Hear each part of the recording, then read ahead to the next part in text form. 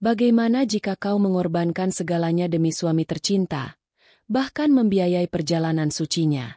Tapi ternyata, ia pergi bukan hanya bersamamu, melainkan juga dengan istri sirinya. Dan saat semua uangmu raib, apakah kau akan diam? Atau justru membalas dengan cara yang tak pernah ia duga? Pagi belum sepenuhnya datang saat tangan Nadia sudah sibuk merapikan lipatan gamis yang baru selesai ia jahit semalaman. Di meja kecil di sudut ruang tengah, secangkir teh tawar telah dingin tanpa sempat ia hirup.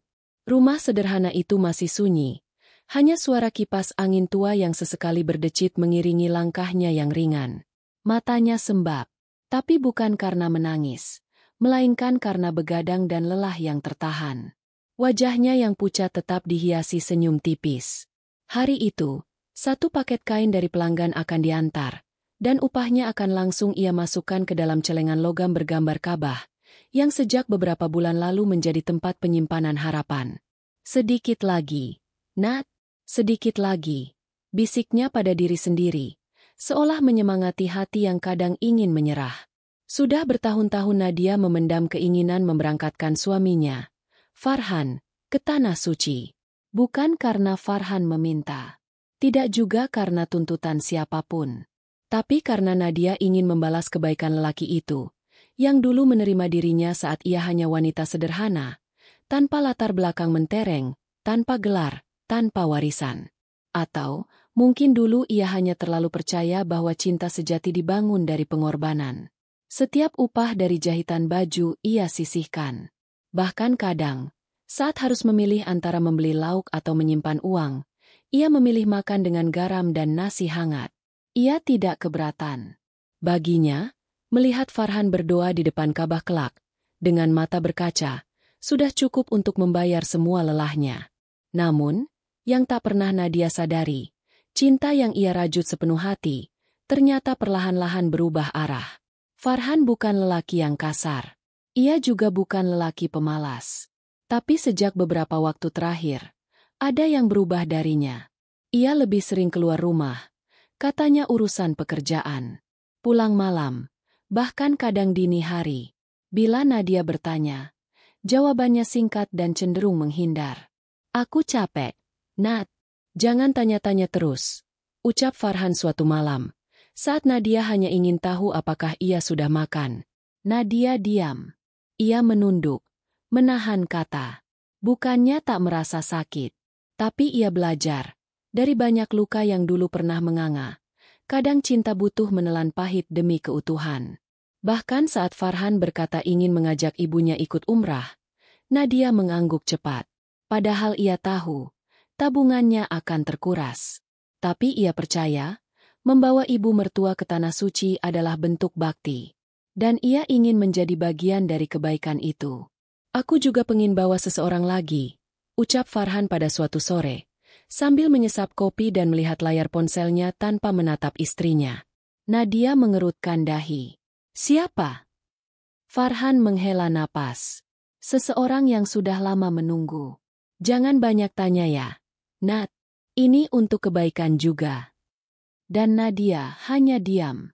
Ia tidak bertanya lebih jauh. Hatinya menolak untuk curiga. Ia tidak ingin berprasangka pada lelaki yang ia doakan setiap malam. Hari keberangkatan semakin dekat. Nadia mengurus semua keperluan. Tiket, paspor, koper, bahkan baju ihram. Ia juga menyetrika semua gamis putih Farhan, satu persatu, dengan tangan sendiri. Saat Farhan sibuk menata koper, Nadia memandangi wajah suaminya dalam diam. Wajah yang dulu membuatnya jatuh cinta karena teduh dan sederhana, kini terasa asing. Matanya sulit ditebak. Tatapannya bukan lagi milik seorang suami yang tak sabar kembali ke rumah, tapi seperti seseorang yang hendak menjauh, pelan-pelan, dan sengaja. Namun Nadia menepis semua pikiran itu. Ia tak ingin menaruh prasangka buruk. Tidak saat mereka hendak ke Tanah Suci. Nanti jaga diri ya, Mas. Jangan lupa doakan aku juga di sana. Ucapnya sambil memeluk koper yang sudah tertutup rapi. Farhan mengangguk pelan. Iya, Nat. Tak ada pelukan. Tak ada cium kening seperti biasanya. Tapi Nadia berusaha mengerti. Mungkin Farhan lelah. Mungkin ia tegang karena akan menempuh perjalanan jauh. Mungkin ia hanya terlalu banyak pikiran. Tapi kenyataan kadang tidak bisa ditutupi dengan mungkin. Di bandara, Nadia berdiri sendirian. Ia melambaikan tangan saat Farhan menoleh sejenak. Di sisi Farhan, ibu mertuanya tampak riang. Tapi ada satu perempuan lain yang membuat langkah Nadia terhenti. Seorang wanita muda, mengenakan kerudung biru lembut, menggenggam erat koper Farhan yang satunya lagi. Nadia mengerutkan alis. Jantungnya berdebar. Siapa dia? Bisik Nadia pada dirinya sendiri. Namun sebelum sempat ia mendekat, rombongan sudah masuk ke ruang keberangkatan. Dan perempuan itu menghilang di balik petugas bandara. Berdiri terlalu dekat dengan Farhan, terlalu nyaman, terlalu mesra untuk sekadar rekan perjalanan. Malam itu, rumah terasa lebih dingin dari biasanya. Nadia duduk di tepi tempat tidur. Celengan logam bergambar Ka'bah masih di pangkuannya. Ia buka perlahan. Di dalamnya, hanya tersisa beberapa lembar uang kecil, bekas tabungan cinta yang telah dikorbankan demi suami, mertua, dan seseorang yang belum jelas siapa. Kalau memang itu istri sirinya. Nadia menatap kosong ke langit-langit kamar, lalu menutup mata dengan napas bergetar. Aku harus siap. Satu persatu bayangan kebersamaan mereka datang menyergap. Suara tawa Farhan, tatapan lembutnya, doa-doa yang mereka panjatkan bersama. Semua menyeruak tanpa aba-aba, mencabik pelan-pelan pertahanan yang selama ini ia bangun. Tapi malam itu juga, di dalam hati Nadia, untuk pertama kalinya ada rasa ingin melawan. Ia menggenggam lembaran terakhir dari celengan. Bibirnya gemetar, tapi matanya mulai menatap lurus ke depan. Bukankah doa paling kuat datang dari hati yang hancur? Pagi datang dengan sunyi yang menyelimuti. Tak ada suara langkah kaki Farhan. Tak terdengar bunyi pintu kamar mandi yang biasa berderit saat dibuka. Tak ada tawa ringan dari ibu mertuanya yang biasanya berceloteh soal acara pagi di televisi. Rumah itu kini hanya milik Nadia dan sepi yang tak bersuara. Namun, seperti biasa, Nadia tetap bangun sebelum adzan subuh. Ia menyiram halaman, menyapu lantai, lalu menyiapkan sarapan. Tak peduli bahwa tak ada siapapun yang akan memakannya. Semua rutinitas itu tetap ia lakukan. Bukan karena tak sadar, tapi karena itulah satu-satunya cara agar hatinya tidak tumbang. Di atas meja makan, ia letakkan 3 piring kosong.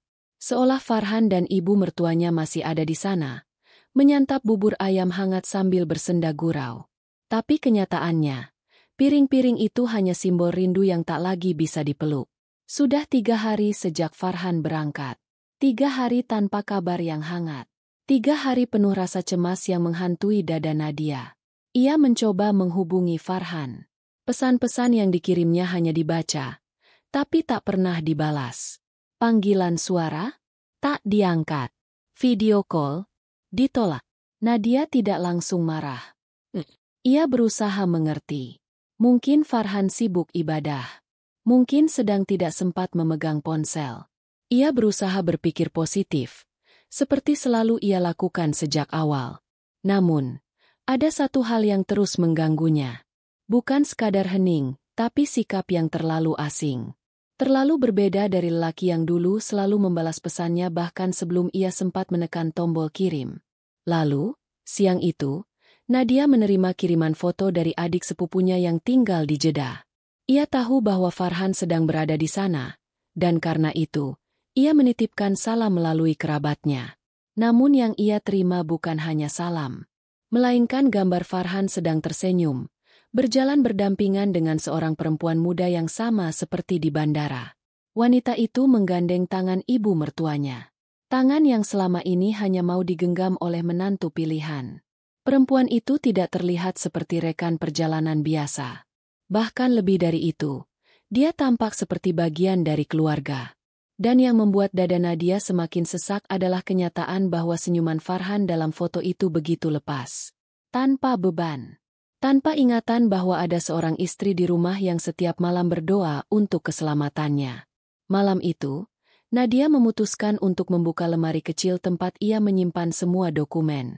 Tangan gemetar saat menarik berkas-berkas lama. Akta nikah. kartu keluarga, surat rumah, dan secari kertas berwarna kekuningan yang sudah lama ia abaikan. Surat kuasa rekening. Di situ tertulis jelas. Semua rekening atas nama Farhan dikelola dengan kuasa penuh dari Nadia. Ia mengingat saat Farhan memintanya mengurus keuangan karena katanya tak ingin repot. Katanya percaya penuh. Kete, Nat, aku tahu kamu orang paling bisa diandalkan. Kata-kata itu kini terasa seperti jebakan yang manis. Kepercayaan yang diberikan dulu, justru kini jadi pintu untuk membuka mata. Nadia menatap dokumen itu lama. Lalu ia membuka laptop, masuk ke akun bank, dan mulai menelusuri mutasi transaksi yang terjadi dalam beberapa minggu terakhir.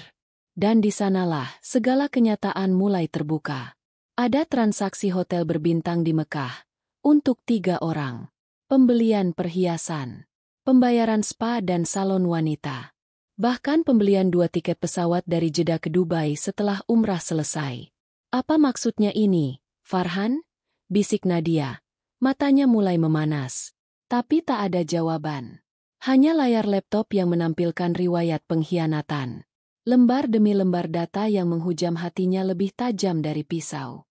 Nadia menarik napas panjang, lalu menutup laptopnya. Tangannya menggenggam lutut. Ia terdiam lama, menahan gejolak di dadanya. Tubuhnya gemetar, bukan karena marah, tapi karena kecewa yang terlalu dalam. Ia berdiri pelan. Melangkah ke dapur, lalu mengambil air wudhu. Di tengah malam yang dingin, ia membentangkan sajadah. Untuk pertama kalinya dalam beberapa hari, Nadia bersujud dalam tangis yang tak bisa dibendung lagi. Ya Allah, kalau memang aku harus kehilangan semuanya, jangan biarkan aku kehilangan akal sehatku. Ia menangis dalam diam, tidak menjerit, tidak mengumpat. Tapi setiap air mata yang jatuh malam itu adalah saksi bahwa cinta yang terlalu sabar bisa berubah menjadi kekuatan paling besar jika disakiti tanpa henti. Pagi berikutnya, Nadia memutuskan untuk pergi ke pasar. Bukan untuk belanja, tapi untuk mengantarkan jahitan terakhir yang sudah selesai. Ia bertemu dengan pelanggan tetapnya, seorang ibu tua bernama Bu Sumi. "Loh, kok kelihatan pucat, Nat?" tanya Bu Sumi sambil menyodorkan uang pembayaran. Nadia tersenyum paksa. "Kurang tidur aja, Bu." Bu Sumi mengelus tangan Nadia. "Yang sabar ya, Nak. Saya lihat suamimu di foto sepupu saya kemarin. Di Mekah. Tapi, kok ada perempuan lain ya? Saya pikir itu bukan kamu." Nadia mengangguk perlahan. Tidak membantah. Tidak menjelaskan. Karena ia tahu, semakin banyak ia bercerita, semakin luka itu terasa nyata. "Doakan saya kuat ya, Bu."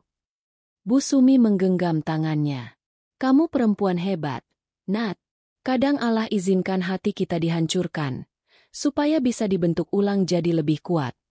Kata-kata itu membuat dada Nadia bergetar. Ada air mata yang menggenang, tapi ia tahan. Karena ia tahu waktunya belum tiba.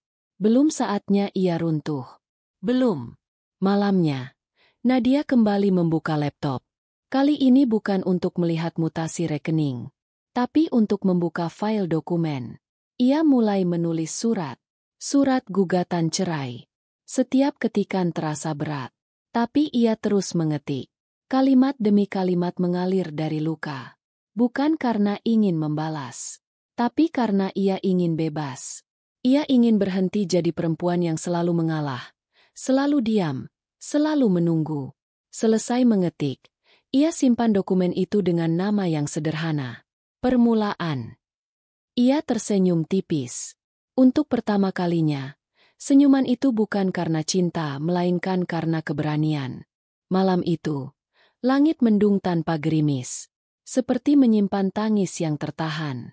Di dalam kamar sempitnya, Nadia duduk bersandar pada dinding. Lampu kamar ia matikan, membiarkan kegelapan menjadi pelindung untuk segala resah yang belum reda. Satu-satunya cahaya berasal dari ponselnya, yang terus ia genggam sejak tadi. Menunggu, berharap, walau tahu ujungnya pasti sama. Hening. Seperti beberapa malam sebelumnya, tak ada pesan, tak ada panggilan masuk. Dan tidak ada kabar dari Farhan. Hanya sisa-sisa pertanyaan yang berputar dalam benaknya. Sejak foto itu dikirim oleh sepupunya, Nadia tahu bahwa ia tidak bisa terus menutup mata. Tapi tetap saja, hatinya belum sepenuhnya siap menerima seluruh kenyataan. Ponselnya bergetar. Jantung Nadia seketika berdetak lebih cepat. Ia buru-buru membuka layar.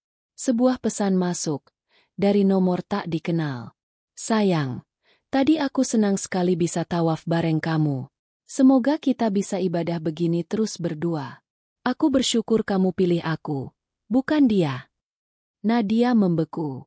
Ia baca pesan itu sekali lagi. Dan lagi. Sampai huruf-huruf di layar terasa menusuk matanya. Tangan Nadia gemetar. Napasnya tercekat. Pesan itu jelas bukan untuknya. Tapi entah mengapa, justru sampai ke ponselnya. Mungkin salah kirim.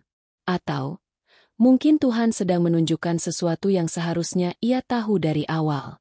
Ia menatap layar. Di atas pesan itu, tertulis, Siska.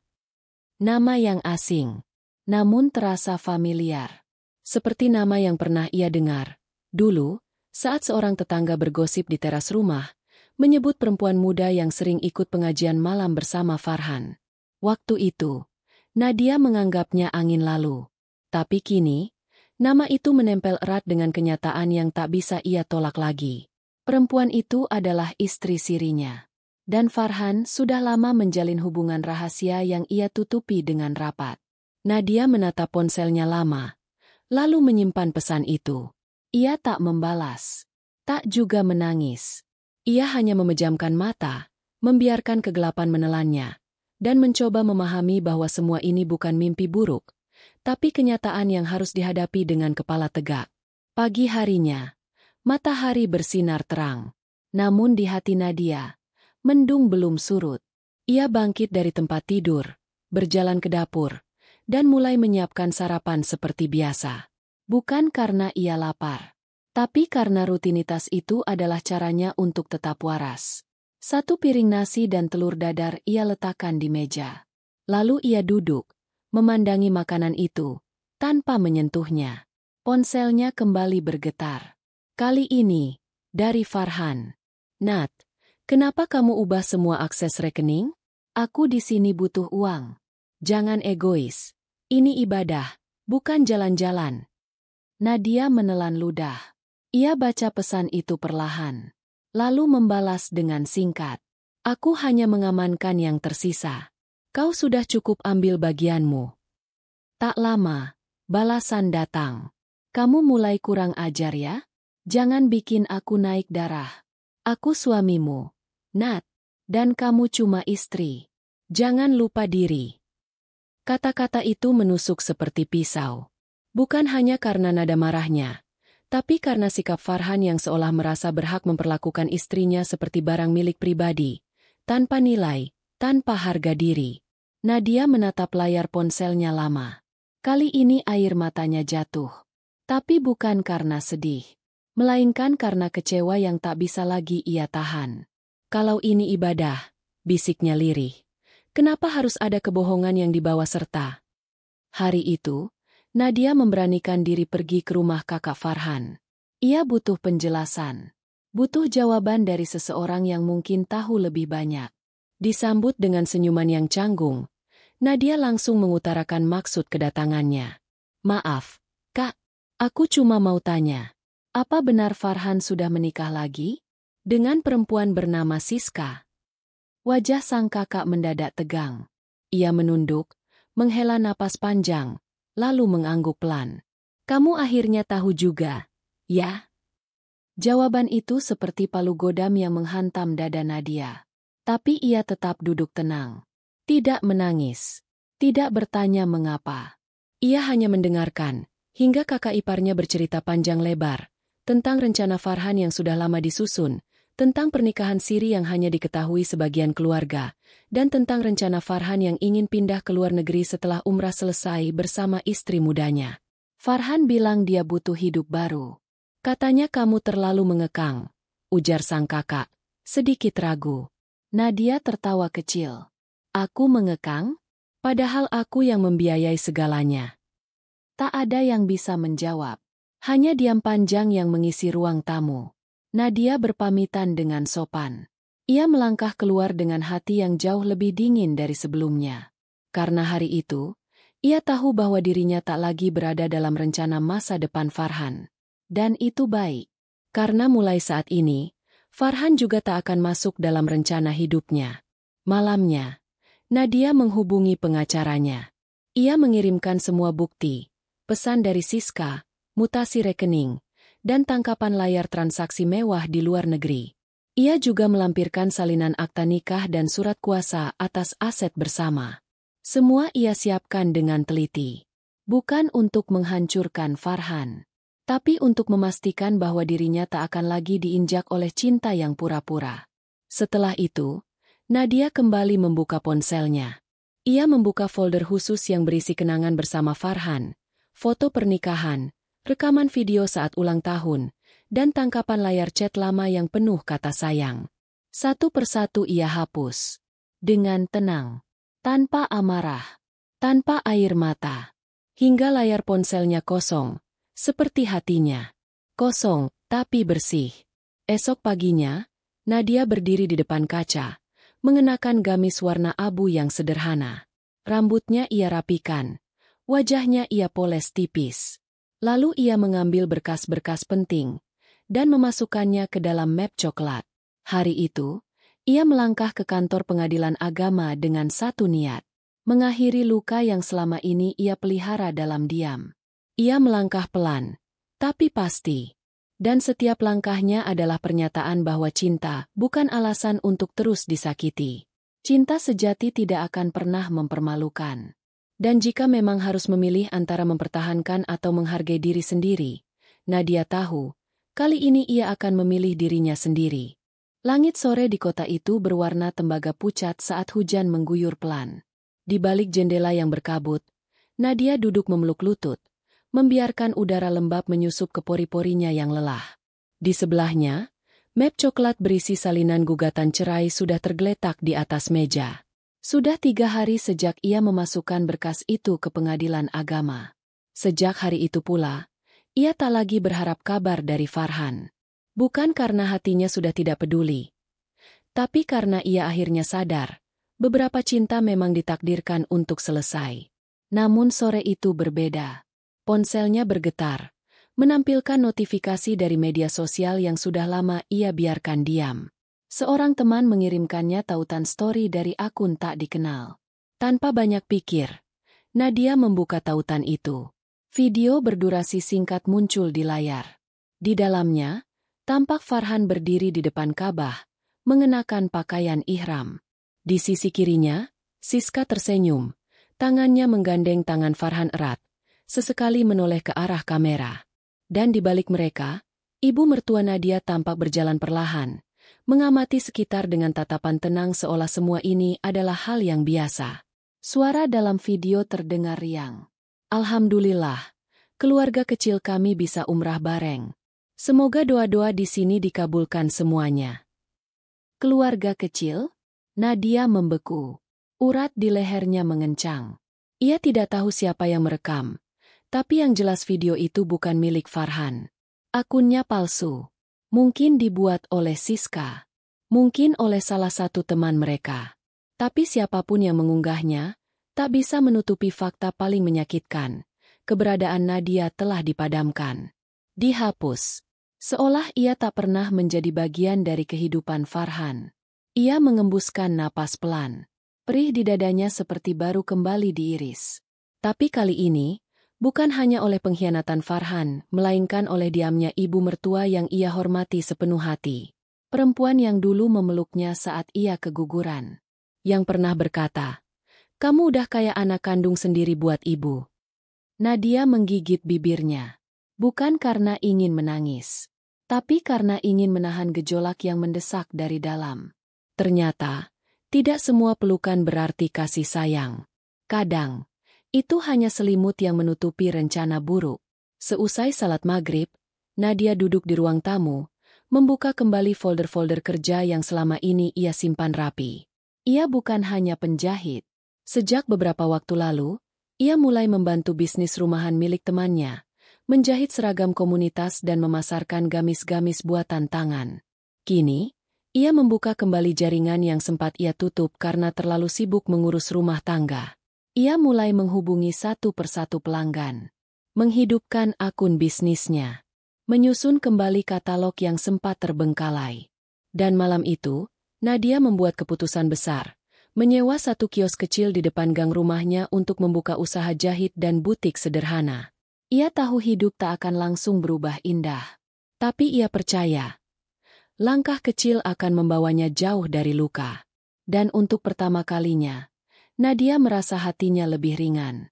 Esok harinya, ia mendatangi rumah mertuanya. Kali ini bukan sebagai menantu yang penuh pengharapan, tapi sebagai seorang wanita yang ingin menuntaskan tanya yang selama ini ia telan bulat-bulat. Rumah itu tampak sepi. Hanya ada suara TV yang menyala pelan. "Ibu," panggil Nadia dengan sopan. Ibu mertua Nadia keluar dari dalam kamar. Tatapannya sedikit kaget melihat menantunya datang tiba-tiba. Tapi tidak ada pelukan. Tidak juga senyum hangat seperti dulu. Hanya anggukan kecil dan ucapan pendek. "Ada apa, Nat?" Nadia menarik napas, lalu duduk di kursi rotan yang dingin. "Maaf, Bu. Saya hanya ingin tahu, sejak kapan Ibu tahu soal pernikahan Farhan dengan Siska?" Ibu mertua Nadia menunduk. Tak langsung menjawab. Ada jeda yang panjang. Lalu ia bicara pelan, tanpa menatap wajah Nadia. "Sudah lama. Kenapa tidak bilang, Bu? Kenapa Ibu ikut dalam perjalanan itu, dan diam saja melihat saya membiayai semuanya, sementara di belakang saya, Ibu membiarkan Farhan mempermalukan saya?" Suara Nadia bergetar, tapi nadanya tetap tenang. Ia tidak sedang marah. Ia hanya ingin tahu, apakah semua yang ia perjuangkan selama ini memang tidak ada artinya. Ibu mertua Nadia menghela napas panjang. "Kamu perempuan baik, Nat. Tapi Farhan itu anak saya. Saya cuma ingin dia bahagia." Nadia menatap mata perempuan itu dalam-dalam. Ada luka yang menganga di sana, tapi tidak ia tunjukkan. Ia hanya tersenyum tipis dan mengangguk. "Baik, Bu. Saya mengerti sekarang. Saya tidak akan ganggu Ibu lagi. Mulai hari ini, saya akan pergi. Tapi Ibu, tolong jangan pernah datang ke rumah saya untuk meminta maaf di hari nanti. Karena saat itu tiba, saya mungkin sudah terlalu jauh untuk kembali." Ia bangkit, melangkah keluar tanpa menoleh ke belakang. Langit di luar mendung, tapi tidak turun hujan. Seperti hati Nadia, tak lagi meneteskan air mata. Hanya sunyi yang kini menguatkan. Beberapa hari kemudian, surat dari pengadilan datang. Farhan diminta hadir di sidang pertama. Dan seperti yang sudah ia duga, Farhan murka. Pesan demi pesan berdatangan. "Nadia, kamu keterlaluan. Kamu mau hancurkan semua karena emosi sesaat. Apa kamu pikir hidupmu bakal lebih baik setelah cerai? Jangan egois. Kamu mau bikin malu keluargaku." Nadia membaca semuanya tanpa membalas. Ia hanya menyimpan semua pesan itu sebagai bukti. Bukti bahwa suaminya lebih peduli pada reputasinya sendiri daripada perasaan orang yang telah bertahun-tahun ia korbankan. Namun, satu pesan terakhir yang dikirim Farhan membuat Nadia tersenyum miris. "Kamu pikir kamu bisa hidup tanpa aku? Lihat nanti, kamu akan balik minta maaf." Dan di saat itulah, Nadia menulis balasan yang hanya terdiri dari satu kalimat. "Aku tidak akan kembali ke tempat yang membakar habis jiwaku." Lalu ia menghapus nomor Farhan dari ponselnya. Menghapus bukan berarti melupakan, tapi sebagai tanda bahwa seseorang tak lagi punya kuasa atas hidupnya. Malam itu, Nadia berdiri di depan kios barunya. Masih kecil, masih berantakan, tapi ia bahagia. Karena tempat itu bukan hanya awal usaha, tapi simbol bahwa dirinya masih bisa bangkit, bahkan setelah dihancurkan oleh orang yang ia cintai sepenuh hati. Ia memandangi langit malam. Gelap, tapi bintang mulai terlihat satu persatu. Dan di hatinya, Nadia tahu gelap ini bukan akhir. Ini hanya awal dari malam panjang yang perlahan akan disinari cahaya. Cahaya yang tidak datang dari Farhan, tapi dari dalam dirinya sendiri. Pagi itu, udara lebih dingin dari biasanya. Tapi bukan hanya karena cuaca, melainkan karena Nadia telah mengambil langkah yang tak pernah ia bayangkan sebelumnya. Memutus seluruh akses Farhan ke dalam setiap sumber penghidupan yang selama ini ia nikmati tanpa rasa bersalah. Dengan tenang, Nadia mendatangi kantor bank. Ia duduk di kursi ruang tunggu dengan map coklat di pangkuan.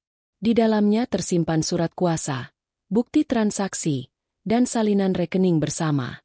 Petugas bank menyambutnya ramah, tak menyadari bahwa wajah tenang di hadapannya menyimpan badai besar yang siap meledak kapan saja. Silakan, Ibu Nadia. Permohonannya untuk membekukan sementara akses atas nama suami bisa kami proses. Apakah ingin dilanjutkan ke penutupan permanen? Nadia tersenyum kecil. Ya, tolong tutup semua. Dan pindahkan dana ke rekening atas nama saya pribadi. Petugas mengangguk tanpa bertanya lebih jauh. Dalam sistem, Farhan memang tak memiliki kuasa langsung. Hanya nama Nadia yang tercatat sebagai pemegang penuh. Dan hari itu, semua yang dulu Farhan nikmati lenyap begitu saja.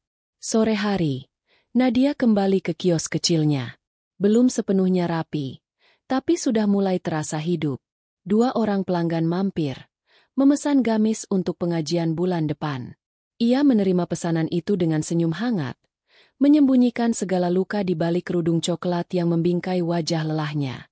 Namun, tak lama kemudian, ponselnya bergetar berkali-kali. Nadia tak perlu membuka layar untuk tahu siapa yang menelepon. Ia tahu badai akan segera datang. Dan benar saja. Begitu ia pulang ke rumah dan membuka ponselnya, puluhan panggilan tak terjawab memenuhi layar. Semuanya dari Farhan. Nadia menarik napas panjang. Ia duduk di lantai ruang tengah, menatap langit-langit dengan kosong. Pikirannya melayang, mencoba mempersiapkan diri untuk apa yang akan datang.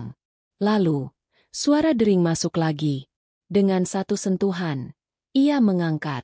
Kenapa kamu lakukan ini, Nadia? Suara Farhan menggelegar dari seberang sana. Aku butuh uang. Kamu tahu sendiri di sini aku nggak bawa kartu apa-apa. Nadia diam sejenak, lalu menjawab tenang. Kamu di tanah suci, Mas. Harusnya kamu lebih banyak berzikir daripada mengumpat. Kamu jangan balik nyalahin aku. Aku suamimu. Kamu tahu diri dong. Nafkah itu kewajibanmu kalau suami sedang berjuang. Nadia tersenyum miris. Maaf, Mas. Tapi aku bukan sedang menafkahi pejuang. Aku sedang membiayai pengkhianat yang memboyong perempuan lain atas nama cinta, dengan uang yang seharusnya untuk keluarga. Suara di seberang mendadak hening. Lalu terdengar tawa pendek. Pahit. Jadi kamu sudah tahu, ya? Nadia menahan air mata. Ia tahu bahwa jawaban itu akan keluar. Tapi mendengarnya langsung dari mulut Farhan tetap terasa seperti ditampar berkali-kali. Ya, aku sudah tahu. Dari lama. Farhan terdiam. Lalu suara napasnya terdengar berat. Dengar, Nat, semuanya nggak sesederhana itu. Aku mencintai dia. Dan aku juga masih mencintaimu. Tapi aku butuh hidup yang baru. Nadia mengerutkan dahi. Hidup baru dengan uang yang kukumpulkan sendiri. Farhan tak menjawab. Mas, lanjut Nadia, dengan suara yang nyaris berbisik. Kamu bisa ambil semua yang kamu mau. Tapi kamu nggak bisa ambil harga diriku. Dan hari ini, aku cuma sedang mengambil kembali apa yang memang milikku. Lalu ia tutup sambungan telepon itu. Tanpa amarah, tanpa air mata. Hanya dengan kesadaran penuh bahwa lelaki yang dulu ia cintai sepenuh hati, tak lagi layak diperjuangkan. Beberapa jam kemudian, pesan dari keluarga Farhan mulai berdatangan. Nadia, kamu kok keterlaluan? Farhan itu sedang umrah. Kamu tega banget anak ibu dipermalukan begitu. Ini aib keluarga. Kamu perempuan gak tahu diri. Nadia membaca semuanya dengan kepala dingin. Ia tidak membalas. Tapi dalam hati, ia tahu, jika mempertahankan rumah tangga berarti mengubur harga dirinya hidup-hidup, maka biarlah seluruh dunia memusuhinya. Ia tidak peduli. Yang lebih menyakitkan adalah pesan dari ibu mertuanya sendiri. Nat, kamu bukan lagi bagian dari keluarga ini. Kami nggak butuh perempuan yang bikin malu. Nadia tersenyum pahit. Jadi aku yang bikin malu? Setelah semua pengorbanan? Setelah semua uang, waktu, dan air mata yang aku beri? Hanya karena aku memilih menjaga diriku, aku dianggap aib. Ia genggam ponselnya erat. Lalu ia menulis satu pesan panjang yang ia kirim ke grup keluarga besar Farhan. Assalamualaikum. Saya, Nadia, dengan sadar dan tenang, memilih keluar dari rumah tangga yang sudah tidak lagi memberi saya kehormatan. Saya sudah cukup lama diam dan menelan semua hinaan. Tapi hari ini, saya memilih menyelamatkan diri. Saya bukan perempuan suci, tapi saya bukan pelayan. Saya bukan batu yang bisa diinjak kapan saja. Saya bukan ATM yang bisa dikuras seenaknya. Dan saya bukan istri yang bisa dipermalukan di depan umum lalu diminta tetap diam atas nama kesabaran. Doakan saya kuat menjalani semua ini. Dan tolong, jangan ganggu hidup saya lagi. Setelah itu, ia keluar dari grup tersebut. Selesai. Beberapa hari kemudian, pengacara Nadia mengabari bahwa sidang akan dimulai minggu depan. Farhan diwajibkan hadir. Namun, yang mengejutkan bukan hanya itu. Bu Nadia, ujar pengacaranya, kami temukan bahwa ada aset atas nama suami ibu yang dibeli menggunakan dana gabungan. Jika ibu setuju, kami bisa mengajukan penyitaan sementara sebelum sidang. Nadia termenung, lalu mengangguk perlahan. Lakukan. Saya ingin semua yang saya perjuangkan selama ini kembali ke tangan yang benar. Hari itu, pengacara Nadia mengirimkan surat ke bank dan notaris. Rumah yang selama ini ditinggali Farhan bersama Siska, di luar kota, masuk dalam daftar sita sementara.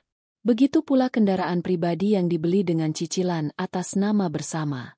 Dan saat kabar itu sampai ke telinga Farhan, ponsel Nadia kembali bergetar. Kamu mau hancurkan aku? Nadia, ini bukan kamu. Kamu bukan orang seperti ini. Aku mohon, jangan lanjutkan, kita bisa bicara baik-baik. Tapi Nadia tidak membalas apapun. Karena tidak semua permintaan maaf datang dari kesadaran.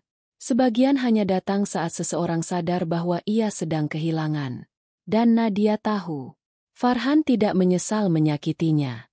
Farhan hanya menyesal karena tak lagi bisa memanfaatkan dia. Malam itu, Nadia duduk di atas sajadahnya lebih lama dari biasanya. Setelah salat, ia berdoa dengan hati yang jauh lebih lapang. Ya Allah, kalau ini jalan yang kau tunjukkan untuk mengeluarkanku dari kegelapan, maka aku ridha. Tapi jangan biarkan aku kembali mencintai orang yang membuatku melupakan harga diriku sendiri. Hatinya masih sakit. Tapi luka itu kini bukan lagi jurang. Ia adalah jembatan yang membawa Nadia menuju diri yang lebih kuat, lebih utuh, dan lebih tahu arah. Dan besok adalah hari baru. Hari di mana ia tak lagi bergantung pada siapapun, kecuali Tuhannya dan dirinya sendiri. Hujan turun deras sejak fajar. Langit seperti ikut bersedih. Tapi di rumah kecil milik Nadia, tak ada yang bersedih pagi itu. Tak ada air mata. Tak ada ratapan. Hanya langkah-langkah ringan di lantai, derit lemari yang dibuka, dan suara jarum jahit yang bergerak pelan di mesin tuanya. Hari itu, Nadia memutuskan untuk tidak lagi menoleh ke belakang. Ia fokus menyelesaikan pesanan gamis yang jumlahnya mulai bertambah. Namanya mulai dikenal, usahanya mulai tumbuh. Dan entah bagaimana, semesta seperti memberi dukungan diam-diam, mengirim pelanggan satu persatu, menyambungkan jaringan yang tak pernah ia duga sebelumnya. Namun, jauh di tempat lain, seseorang sedang panik, tertekan, terpojok, dan tidak siap menerima kenyataan bahwa satu persatu kekuasaan yang selama ini ia genggam mulai terlepas begitu saja. Orang itu adalah Farhan. Farhan berdiri di lobi hotel tempat ia dan Siska menginap, menatap layar ponselnya yang penuh notifikasi dari berbagai nomor yang tak ia kenal. Beberapa dari pengacaranya, beberapa dari petugas bank, beberapa lainnya dari rekan bisnis kecil yang dulu ia ajak bermitra diam-diam, menggunakan uang tabungan Nadia sebagai modal awal. Ponselnya panas, tapi dadanya lebih panas lagi. Rekening dibekukan, kendaraan dalam penyitaan, rumah dalam status sita sementara. Ia tak percaya. Semua ini terjadi begitu cepat. Seminggu lalu, ia masih bisa memesan kamar dengan pemandangan Masjidil Haram, membayar makan malam di restoran mewah, membelikan Siska perhiasan. Tapi kini, kartu debitnya ditolak, dan saldo rekening utama menunjukkan angka 0. Farhan menarik napas cepat. Ia menatap Siska, yang sedang duduk di tepi tempat tidur dengan wajah khawatir. "Aku harus pulang," ucapnya singkat. Siska bangkit. "Pulang? Tapi bukannya kita rencana lanjut ke Dubai?" Farhan menggeleng keras. "Gagal. Semuanya berantakan. Nadia, dia sudah ambil alih semuanya." Mata Siska membesar. "Maksudmu, dia ambil semua uang?" Farhan menunduk. Tidak menjawab. Tapi wajahnya jelas menunjukkan semuanya telah hancur. Ia tak hanya kehilangan uang. Ia kehilangan kendali. Dan yang paling menyakitkan, semua itu dilakukan oleh seseorang yang dulu ia anggap tak akan pernah melawan. Di tanah air, Nadia sedang duduk bersama pengacaranya ketika kabar itu sampai padanya. Semua proses penyitaan berjalan lancar. Rumah yang digunakan Farhan untuk tinggal bersama Siska secara tidak sah, kini telah dalam status dibekukan sementara. Surat pemanggilan sidang berikutnya juga telah dikirimkan. Farhan diminta hadir langsung. Namun yang membuat Nadia tercenung bukan soal keberhasilan langkah hukumnya, melainkan satu fakta kecil yang tak ia duga. "Bu Nadia," kata pengacaranya, "kami juga menemukan bahwa Farhan telah menggadaikan satu sertifikat tanah atas nama ibu kepada investor pribadi untuk memulai bisnis. Itu ilegal, karena tidak ada tanda tangan ibu. Kami sedang menyiapkan tuntutan tambahan." Nadia terdiam. Sakit itu datang lagi. Tapi kali ini tak membuatnya jatuh. Ia menarik napas, lalu mengangguk pelan. "Lanjutkan, Pak. Saya tidak akan berhenti sampai semua hak saya kembali." Malam itu, Farhan akhirnya pulang. Dengan koper setengah penuh dan wajah lebih tua dari seminggu lalu. Ia tak langsung ke rumah mertuanya. Ia pergi ke rumah lamanya, tempat di mana Nadia dulu menunggu setiap malam. Tapi yang ia temui hanya pintu terkunci, kios yang ramai, dan papan nama baru di pagar depan bertuliskan, "Rumah Jahit Butik Nadia." Farhan menatap tulisan itu lama. Tangannya menggenggam pagar. Tak percaya bahwa rumah yang dulu ia anggap sebagai tempat singgah sementara, kini menjadi milik seseorang yang tak lagi bisa ia rendahkan. Di dalam rumah, Nadia sedang menulis pesanan pelanggan ketika suara ketukan pelan terdengar di pintu depan. Ia mendekat, mengintip dari tirai. Fan. Sendirian. Basah kuyup oleh hujan. Wajahnya tak lagi angkuh. Tak lagi marah. Hanya tatapan lelah dan bibir yang nyaris tak bisa bergerak. Nadia tidak membuka pintu. Ia hanya menatap dari balik tirai. Menunggu. Dan saat Farhan mulai melangkah mundur, Nadia membuka jendela sedikit. Lalu bersuara, pelan tapi tegas. "Kamu datang bukan untuk minta maaf. Kamu datang karena kehilangan semuanya." Farhan mendongak. "Nat, aku salah. Sudah terlambat, Mas. Semua yang kamu inginkan sudah kamu dapat. Pergi. Nikmati itu semua. Aku nggak punya siapa-siapa lagi. Kamu pernah bilang, aku akan kembali padamu suatu hari. Sekarang aku ingin bilang sesuatu." Farhan menatap penuh harap. Nadia menatap lurus ke matanya, lalu mengucapkan kalimat itu pelan, namun mematikan. "Aku bahkan tidak mau kembali jadi bayanganmu." Lalu ia menutup jendela. Dan malam itu, Farhan benar-benar kehilangan segalanya. Beberapa hari kemudian, sidang kembali digelar. Farhan hadir, bersama kuasa hukumnya yang terlihat kebingungan saat berhadapan dengan bukti-bukti yang disiapkan Nadia. Di ruang sidang, Nadia tidak menangis. Ia menjawab setiap pertanyaan dengan tenang. Ia menjelaskan kronologi, menunjukkan bukti transaksi, dan menyerahkan semua dokumen hukum dengan rapi. Dan saat hakim menoleh ke arah Farhan untuk mendengar sanggahan, lelaki itu hanya menunduk. Lemah, kosong, dan kalah. Setelah sidang selesai, Nadia berjalan keluar gedung pengadilan dengan langkah ringan. Di tangannya, ada tas kecil berisi dokumen salinan sidang. Di belakangnya, Farhan keluar perlahan. Ia mencoba memanggil. "Nah, tunggu." Nadia menoleh sebentar, lalu berkata pelan, "Kita sudah selesai. Bahkan sebelum kamu tahu kalau aku bisa berdiri sendiri." Ia tersenyum kecil. Bukan untuk menghina, tapi untuk menghormati dirinya sendiri. Lalu ia berbalik, melangkah menuju taksi yang sudah menunggu di depan gedung, dan meninggalkan Farhan dengan semua sesal yang tidak bisa ditebus oleh apapun lagi.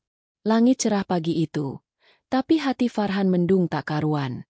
Ia berdiri di depan bangunan tempat ia pernah menyusun rencana masa depan bersama Siska. Sebuah rumah kecil yang dulu tampak penuh harapan, kini sunyi tak berpenghuni. Tak ada suara langkah, tak ada tawa manja. Bahkan Siska pun sudah pergi. Kepergiannya tak pakai tangis, hanya selembar catatan pendek yang ditinggalkan di atas meja makan. "Kita sepakat membangun hidup baru. Tapi aku tidak ikut bangun dari reruntuhan yang kamu timbun sendiri." Farhan tertunduk. Tangannya meremas kertas itu, lalu melemparkannya ke lantai. Dunia yang ia bangun di atas kebohongan dan keserakahan kini hancur total.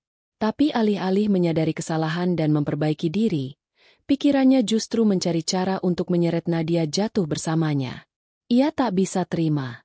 Perempuan yang dulu selalu menunduk dan patuh, kini berdiri tegak, bahkan lebih kuat dari dirinya. Dia harus tahu rasa, gumamnya penuh amarah. Sementara itu, hidup Nadia mulai tertata. Kios kecilnya berkembang cepat. Pelanggan semakin banyak. Bahkan satu komunitas pengajian ibu-ibu rutin memesan gamis seragam. Ulasan positif mengalir di akun media sosialnya. Dan beberapa kali ia diundang jadi pembicara pelatihan menjahit untuk ibu rumah tangga di kelurahan. Namun, seperti bayangan yang selalu mengekor, Farhan mulai menyusup ke celah-celah damai yang mulai ia bangun. Awalnya, lewat pesan anonim yang menjelekkan reputasi Nadia di grup jual beli. "Penjahit ini sombong. Baru laku sedikit udah angkuh. Hati-hati." Lalu disusul dengan komentar penuh fitnah di media sosial. "Jangan pesan sama dia. Dulu suaminya kabur karena dia suka ngatur dan matre." Nadia tahu siapa dalangnya. Ia tahu betul gaya bahasa dan isi serangan itu. Ia mengenal dendam Farhan bahkan dalam bentuk kalimat paling halus sekalipun. Ia sempat terpukul. Tapi hanya sebentar. Karena kini, ia sudah tidak sendirian. Teman-teman pelanggan membelanya. Komentar negatif tenggelam oleh ulasan positif. Bahkan akun gosip yang sempat mengunggah fitnah tentangnya dituntut balik karena menyebarkan berita tanpa klarifikasi. Nadia menang. Lagi, merasa tak berhasil di dunia maya, Farhan mulai menyebar cerita ke keluarga besar. Ia mendatangi satu persatu kerabat, bercerita sambil berurai air mata palsu bahwa Nadia telah mengambil semua hartanya, memfitnahnya, bahkan membuatnya diceraikan secara sepihak. "Aku cuma mau hidup tenang, tapi dia nggak rela. Nadia itu perempuan licik," kata Farhan di hadapan dua sepupunya. Namun, reaksi yang ia terima tak seperti yang ia harapkan. Salah satu sepupu menatapnya datar. "Kamu sadar nggak, Han? Kamu datang bawa cerita. Tapi buktinya semua ada di tangan Nadia. Kami semua lihat kok. Kamu posting jalan-jalan sama perempuan lain waktu umrah.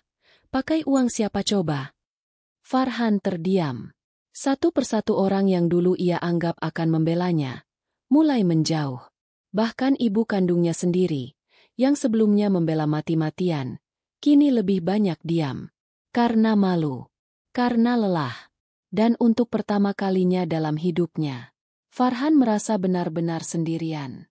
Tak berhenti di situ, Farhan melakukan satu tindakan terakhir, yang ia anggap sebagai pembuktian. Ia memalsukan dokumen.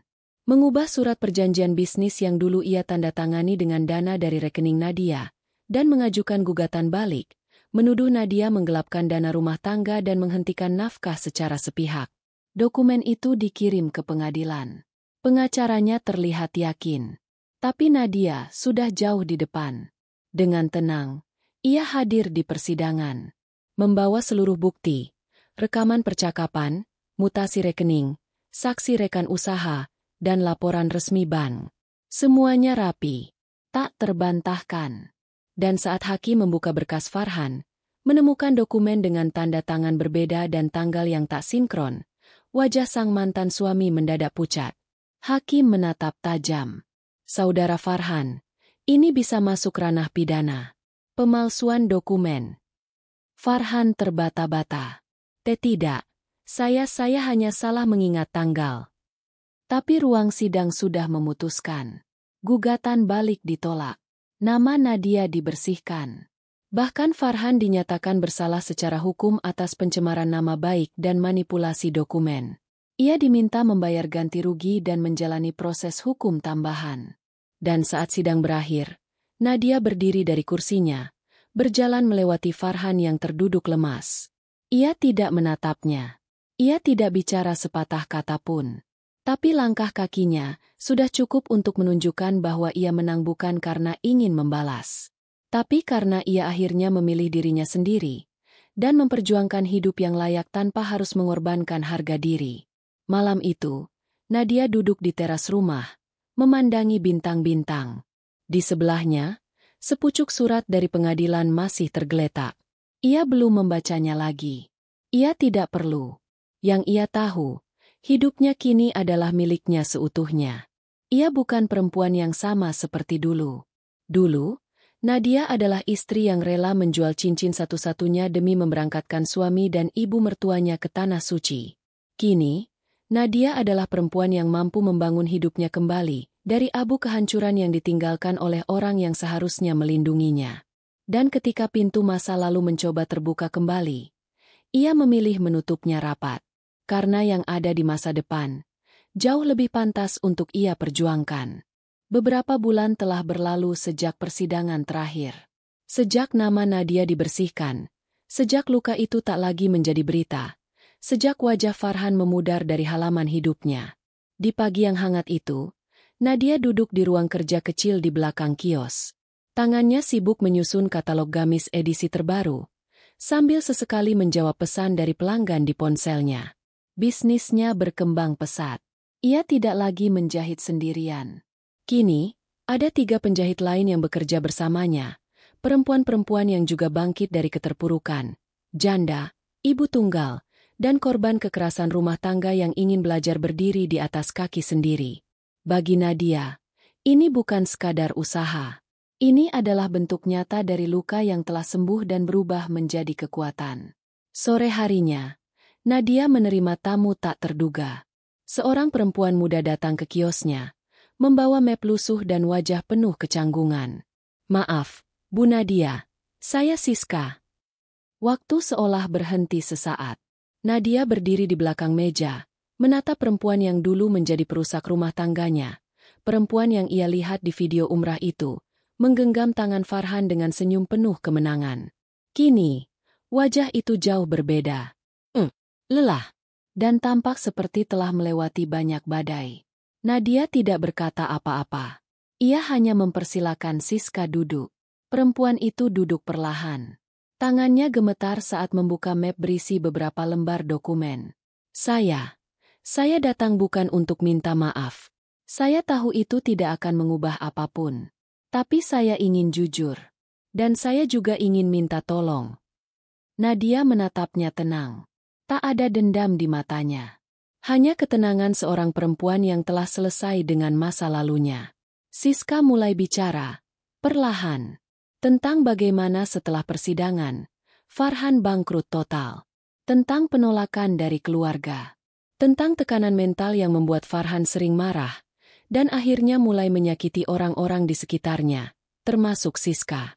Aku pikir dia akan jadi pelindungku. Tapi ternyata, aku hanya perpanjangan dari pelariannya. Nadia mengangguk pelan. Ia tahu rasa itu. Ia pernah ada di posisi itu. Siska menunduk. "Aku hamil." Seketika, ruangan terasa sunyi. "Aku nggak punya siapa-siapa lagi. Aku nggak minta uang. Aku cuma minta tempat untuk bertahan sebentar. Mungkin kerja di sini, kalau diizinkan. Nadia menarik napas panjang. Lalu tersenyum tipis. Aku bukan malaikat, Siska. Tapi aku tahu rasanya dikhianati dan ditinggalkan. Kalau kamu sungguh ingin berubah dan bekerja keras, aku akan beri kesempatan. Tapi hanya sebagai rekan kerja. Bukan sebagai bagian dari cerita lama yang sudah kututup. Siska meneteskan air mata. Bukan karena iba, tapi karena kelegaan. Tak pernah ia bayangkan, perempuan yang paling ia sakiti justru menjadi satu-satunya yang memberinya tangan. Dan hari itu, dua perempuan dengan luka yang sama, duduk di meja yang sama. Bukan sebagai musuh, tapi sebagai dua manusia yang belajar menata ulang hidup mereka dari reruntuhan. Di malam yang sama, Nadia berdiri di depan cermin, mengenakan gamis putih polos dengan bordir di bagian lengan. Ia sedang bersiap menghadiri undangan dari dinas sosial. Ia diminta menjadi narasumber dalam pelatihan wirausaha bagi para perempuan yang mengalami kekerasan dalam rumah tangga. Ia menatap dirinya lama di cermin. Dulu, ia tak pernah percaya bahwa dirinya bisa bicara di depan umum. Ia hanya perempuan biasa, istri yang ditinggal, ibu rumah tangga yang gagal dalam pernikahan. Tapi kini, ia membawa cerita yang dibutuhkan banyak orang. Cerita tentang bagaimana harga diri bisa menyelamatkan jiwa. Tentang bagaimana perempuan bisa bangkit. Bahkan saat dunia mencoba menjatuhkannya dari segala arah. Acara malam itu berjalan hangat. Nadia bercerita tentang awal mula usahanya. Tentang bagaimana ia pernah menangis di ruang gelap. Tentang pil pahit yang harus ia telan satu persatu. Para peserta mendengarkan dengan mata berkaca-kaca. Namun, yang paling mengharukan adalah saat satu peserta, seorang ibu muda, berdiri dan berkata, "Kisah Ibu Nadia menguatkan saya. Saya juga sedang menjalani proses cerai dari suami yang menyiksa saya. Tapi malam ini, saya percaya saya bisa selamat. Terima kasih, Bu." Nadia menahan air matanya. Ia tahu, pengakuan itu lebih dari sekadar ucapan. Itu adalah bukti bahwa luka yang dulu menghancurkannya kini menjadi cahaya bagi orang lain. Ia tersenyum. Jangan takut kehilangan laki-laki yang tidak menghargaimu. Takutlah kehilangan dirimu sendiri. Beberapa hari kemudian, Nadia mendapat surat dari pengadilan. Keputusan cerai telah resmi dikabulkan. Hak atas rumah, kios, dan aset bersama diberikan padanya. Farhan kehilangan semua hak atas harta, dan kini menjalani proses hukum terpisah atas pemalsuan dokumen. Namun, bagian paling menyentuh bukanlah itu. Di halaman belakang surat, ada penggalan tulisan tangan dari Ketua Majelis Hakim, jarang terjadi, tapi nyata. Ibu Nadia, dalam puluhan tahun saya menangani perkara rumah tangga. Baru kali ini saya melihat seorang perempuan dengan keberanian dan ketenangan seperti Anda. Semoga kisah ibu menjadi cermin bagi banyak orang. Nadia meneteskan air mata. Tapi kali ini, bukan karena sedih, melainkan karena bangga pada dirinya sendiri. Ia tidak hanya bertahan. Ia menang. Malam itu, di dalam kamar, Nadia membuka sebuah jurnal lama. Halaman pertama ditulis bertahun lalu, berisi daftar impian yang ia tulis bersama Farhan. Punya rumah sendiri, usaha kecil, pergi ke Tanah Suci bersama. Nadia tersenyum. Impian itu tidak gagal. Hanya bentuknya yang berubah. Ia menulis ulang daftar itu. Tapi kali ini, untuk dirinya sendiri. Bangun cabang kedua butik. Memberangkatkan orang tua ke Tanah Suci. Membuka pelatihan gratis untuk perempuan korban KDRT. Ia menutup jurnalnya dengan tangan yang mantap. Karena Nadia tahu, tak ada dendam yang lebih indah dari keberhasilan. Dan tak ada cahaya yang lebih terang dari jiwa yang utuh kembali. Matahari belum sepenuhnya muncul ketika Nadia membuka jendela kamarnya. Udara pagi terasa hangat, berbeda dari biasanya. Di halaman, dua karyawan barunya tengah menyapu dan menata kios. Semuanya terasa damai. Tidak ada bayangan masa lalu. Tidak ada kabut trauma. Hanya ketenangan yang pelan-pelan menjadi rumah baru bagi jiwanya. Tapi pagi itu membawa lebih dari sekadar sinar mentari. Pagi itu, Nadia menerima surat elektronik dari Kementerian Luar Negeri. Ia sempat mengira itu hanya undangan biasa. Tapi setelah membuka dan membacanya dengan seksama, ia tercekat. Kepada Ibu Nadia, kami dengan bangga mengundang Anda sebagai perwakilan pelaku UMKM perempuan Indonesia dalam Forum Internasional Pemberdayaan Perempuan di Kuala Lumpur. Kehadiran Ibu diharapkan menjadi inspirasi dan simbol kekuatan perempuan Indonesia dalam menghadapi ketidakadilan sosial dan ekonomi. Tangannya bergetar memegang ponsel. Matanya menatap layar lama, mencoba memastikan bahwa ia tidak sedang berhalusinasi. Forum internasional? Di luar negeri? Nadia tidak pernah membayangkan hal seperti itu. Ia hanya perempuan biasa yang dulu pernah dicaci, disakiti, dan dianggap tak punya masa depan. Tapi kini, dunia membuka pintu selebar-lebarnya untuk kisah perjuangannya. Dengan suara pelan, ia berbisik, "Terima kasih, Tuhan." 2 minggu kemudian, Nadia berangkat ke Kuala Lumpur. Ia mengenakan gamis biru muda sederhana dengan kerudung putih tulang. Tidak berlebihan, tidak mengundang perhatian. Tapi justru kesederhanaannya membuat siapapun yang melihat merasa hangat. Di forum itu, Nadia berdiri di depan ratusan peserta. Ada perempuan dari berbagai negara: India, Maroko, Filipina, Vietnam, Sudan, hingga Turki. Masing-masing membawa kisah. Masing-masing membawa luka yang dijahit menjadi semangat. Nadia berbicara dengan suara bergetar namun yakin. "Dulu saya percaya, jika kita mencintai seseorang dengan tulus, kita akan dihargai. Tapi saya salah. Yang harus kita cintai lebih dulu adalah diri kita sendiri."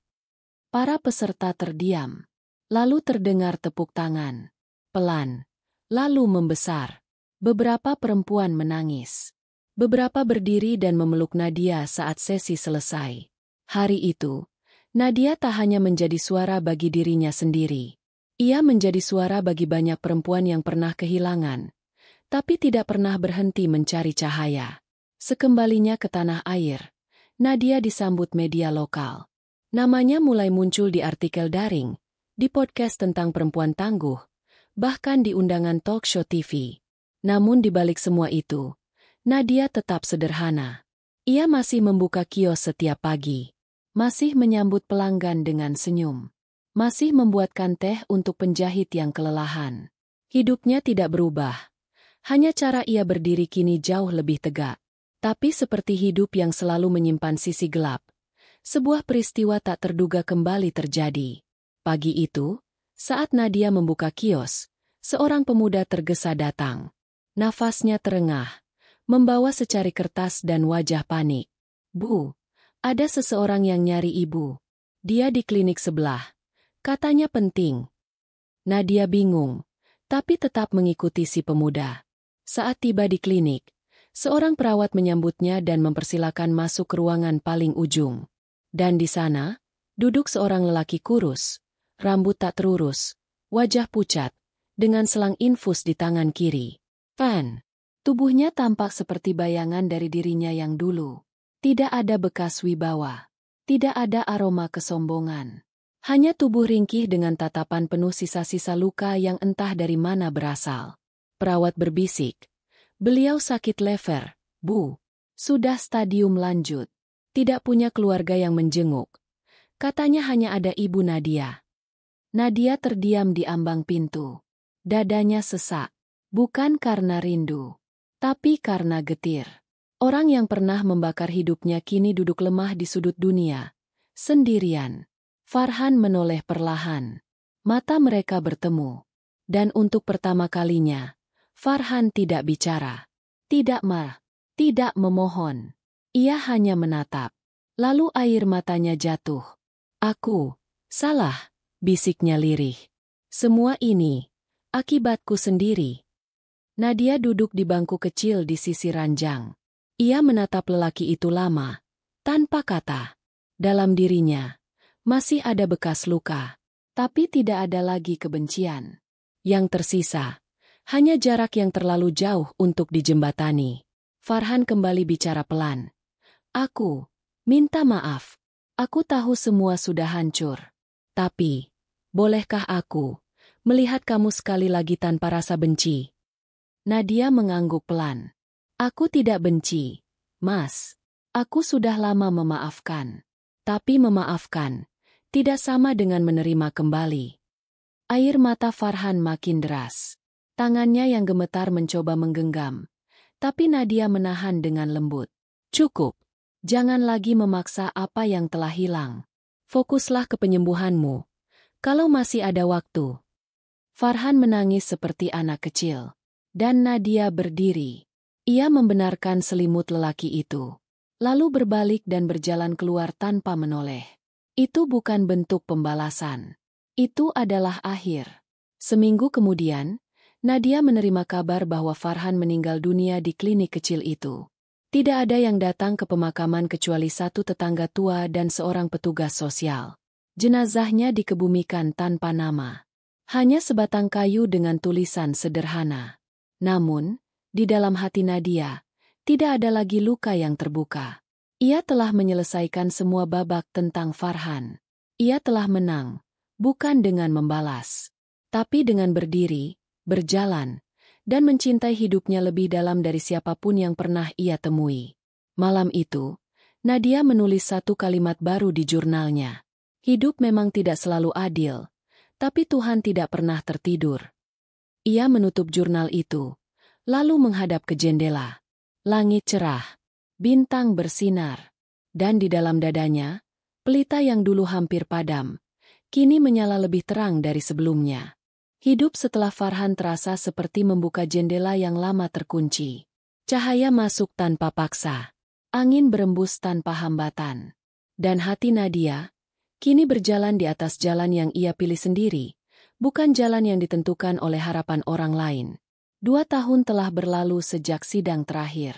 Tapi waktu terasa cepat bagi Nadia karena setiap hari ia sibuk, membuka cabang baru, melatih ibu-ibu yang ingin belajar menjahit, bahkan sesekali diundang keluar kota untuk berbicara tentang perempuan dan ketangguhan.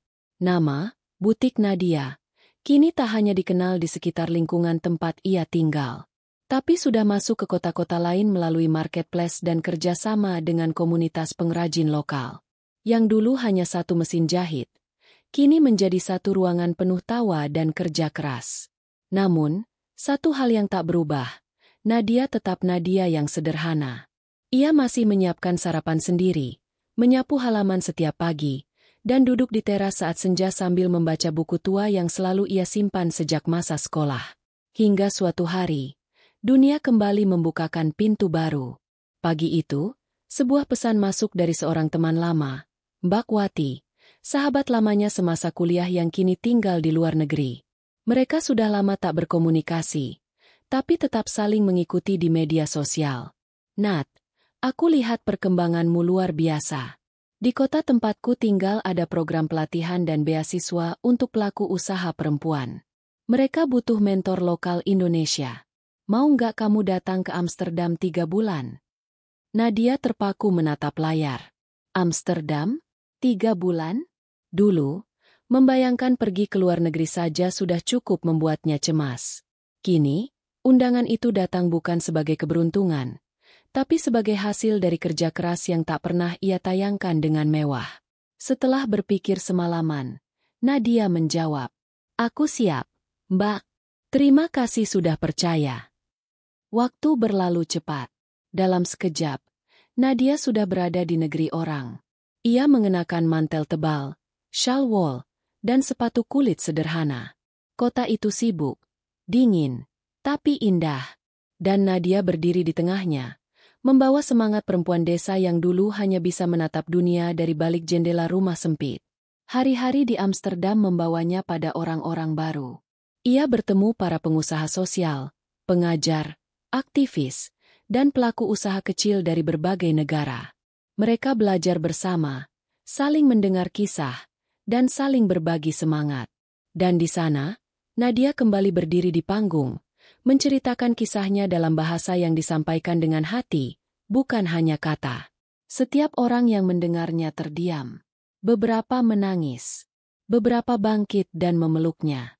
"Your story is not just about survival," ucap salah satu peserta dari Kenya. "It's about rebirth." Nadia tersenyum. Dalam bahasa apapun, luka dan harapan selalu bisa saling mengerti. Di hari terakhir program, Nadia diajak mengunjungi museum seni oleh salah satu panitia lokal, seorang pria parubaya asal Indonesia bernama Raka. Ia telah menetap di Belanda selama lebih dari 1 dekade. Sopan, hangat, dan pendengar yang baik. Sepanjang perjalanan mereka berbincang ringan. Tentang masa kecil, tentang makanan Indonesia, tentang mimpi-mimpi kecil yang sering kita kubur karena dunia berkata kita tak pantas. Raka adalah duda, ayah dari 1 anak perempuan yang tinggal bersamanya. Ia banyak bercerita tentang bagaimana hidup sendiri selama bertahun-tahun membuatnya belajar memahami perempuan lebih dalam. Aku rasa Tuhan membuatku gagal sekali, supaya aku tak sembarangan menyayangi di kesempatan berikutnya. Ucapnya pelan saat mereka duduk di kursi taman. Nadia menatapnya lama. Tidak menjawab. Tapi dalam dadanya, ada sesuatu yang bergetar. Bukan karena ingin menggenggam, tapi karena mengerti bahwa cinta yang tepat tak selalu datang tergesa. Kadang, ia hadir setelah hati kita benar-benar siap, bukan sekadar butuh. Sekembalinya ke tanah air, Nadia disambut dengan penuh cinta oleh tim butiknya. Mereka memasang banner bertuliskan, "Selamat datang Bu Nadia, perempuan hebat milik negeri." Ia tersenyum lebar, tersipu, tapi hatinya penuh syukur. Bukan karena gelar atau pujian, tapi karena untuk pertama kalinya dalam hidup, ia merasa lengkap. Beberapa hari setelahnya, sebuah paket datang ke rumah. Sebuah bingkisan dari Belanda, dengan ukiran halus di atas kayu. Untuk rumah yang sedang kau bangun, semoga selalu jadi tempat pulang yang tak menyakitkan. Nadia menatap ukiran itu lama, lalu menggantungnya di dinding dekat ruang tamu. Ia tidak tahu apakah hatinya akan terbuka untuk cinta baru atau tetap sendiri hingga akhir. Tapi ia tahu satu hal pasti. Kini, rumah itu miliknya. Hidup itu miliknya. Dan siapapun yang datang, harus menghormati harga diri yang telah ia perjuangkan dengan air mata, kesabaran, dan keberanian. Malam itu, Nadia duduk di balkon kecilnya. Udara lembut menyentuh pipinya. Dari kejauhan terdengar suara azan Isya. Ia menatap langit dan berbisik pada dirinya sendiri. Aku sudah sampai di sini. Dan aku baik-baik saja. Lalu ia membuka jurnal lamanya. Menulis satu kalimat penutup yang telah lama menunggu waktu yang tepat. Luka adalah bukti bahwa kita pernah jatuh. Tapi bangkit adalah bukti bahwa kita memilih untuk tetap hidup dengan kepala tegak. Aku, Nadia, bukan korban. Aku penyintas. Ia menutup jurnal itu dengan senyuman kecil.